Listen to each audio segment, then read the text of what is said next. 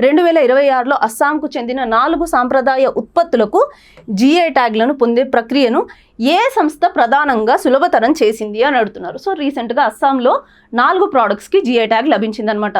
So ఈ 4 different ప్రోడక్ట్స్కి GI tag లభించడం వెనుక మెయిన్ రోల్ ప్లే చేసింది ఎవరు అని అడుగుతున్నారు. సో మనకి ఇక్కడ ఏమిచ్చారు, Reserve Bank of India, NABARD అంటే National Bank for Agriculture and Rural Development, ఇంకొకటి ఏమిచ్చారు మనకి SIDBI Small Industries Development Bank of India and ఇంకొకటి నీతి ఆయోగ్. సో ఈ 4 అస్సాంకి జిఐ ట్యాగ్స్ రావడం, ఈ 4 ప్రోడక్ట్స్కి జిఐ ట్యాగ్ రావడం వెనుక ఎవరు సపోర్ట్ చేశారు అని అంటే దట్ ఈస్ నాబార్డ్ అనమాట. సో నాబార్డ్ ఎలాంటి రోల్ ప్లే చేసింది అంటే ఇప్పుడు లోకల్ ఆర్టిజాన్స్ ఎవరైతే ఉన్నారో, వీవింగ్ కమ్యూనిటీస్ ఎవరైతే ఉన్నారో, లేకపోతే ఈ ప్రోడక్ట్స్ని తయారు చేసే ప్రొడ్యూసర్ గ్రూప్స్ ఎవరైతే ఉన్నారో వాళ్ళందరికీ కూడా ప్రాపర్ ప్రాసెస్ని చెప్పిందనమాట. అంటే అసలు ఆ ప్రోడక్ట్స్ని ఎలా తయారు చేయాలి, వాటిని మార్కెట్లోకి ఎలా తీసుకెళ్ళాలి, అంటే మార్కెట్ యాక్సెస్ గురించి వాళ్ళకి చెప్పడం జరిగింది. అది మాత్రమే కాకుండా వాళ్ళకి ప్రాపర్ లైవ్లీహుడ్ ఆపర్చునిటీస్ కూడా కల్పించడం జరిగిందనమాట. సో ఈ విధంగా ఈ 4 ప్రోడక్ట్స్ చాలా ఫేమస్ అవ్వడం జరిగింది.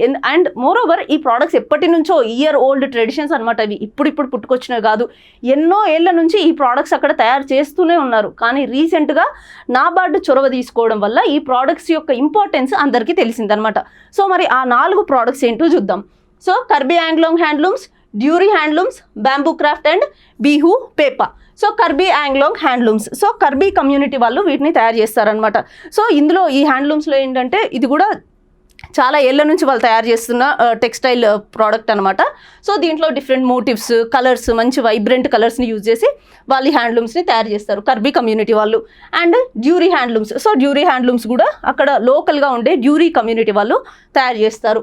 And bamboo crafts, so north east అనగానే మనకు గుర్తొచ్చేది బ్యాంబూ. అక్కడ బ్యాంబూ హయ్యర్ లెవెల్లో ప్రొడ్యూస్ అవుతుంది అనమాట.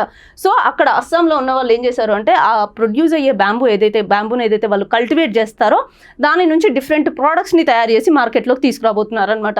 అండ్ బీహూ పేపా, సో దీనికి ఒక స్పెషాలిటీ ఉంది. ఏంటి బీహూ పేపాకి ఉన్న స్పెషాలిటీ అని అంటే ఈ బీహూ పేపా ఏదైతే ఉందో ఇది ఒక రకమైన మ్యూజికల్ ఇన్స్ట్రుమెంట్ అనమాట. బఫెల్లో హార్న్ కొమ్ములు ఉంటాయి కదా, దాని నుంచి దీన్ని తయారు చేస్తారు. అండ్ ఇది అస్సాంలో జరుపుకునే one of the most important festival Bihu festival ఉంది కదా, దాంట్లో ఈ మ్యూజికల్ ఇన్స్ట్రుమెంట్ని వాళ్ళు వాడతారనమాట. సో ఇలా అక్కడ వాళ్ళు రెగ్యులర్గా యూజ్ చేసే ప్రోడక్ట్స్ ఏవైతే ఉన్నాయో, వాళ్ళు తయారు చేసే ప్రోడక్ట్స్ ఏవైతే ఉన్నాయో వాటన్నిటికీ కూడా నాబార్డ్ సహాయంతో రీసెంట్గా జోగ్రఫికల్ ఇండికేషన్ ట్యాగ్ రావడం జరిగింది. సో జిఐ ట్యాగ్ వస్తుంది అంటే వాటన్నిటికీ కూడా గ్లోబల్ లెవెల్లో మార్కెట్ లభించబోతుంది అనమాట. అండ్ అక్కడ పీపుల్ ఎవరైతే ఉన్నారో నార్త్ ఈస్ట్ ఏరియాస్లో, అస్సాంలో ఎస్పెషలీ వాళ్ళందరికీ కూడా ఇన్కమ్ లెవెల్స్ అనేవి ఇంక్రీజ్ అవ్వబోతున్నాయి. అంటే వాళ్ళకి ఒక ఎంప్లాయ్మెంట్ అనేది జనరేట్ అవుతుంది అనమాట.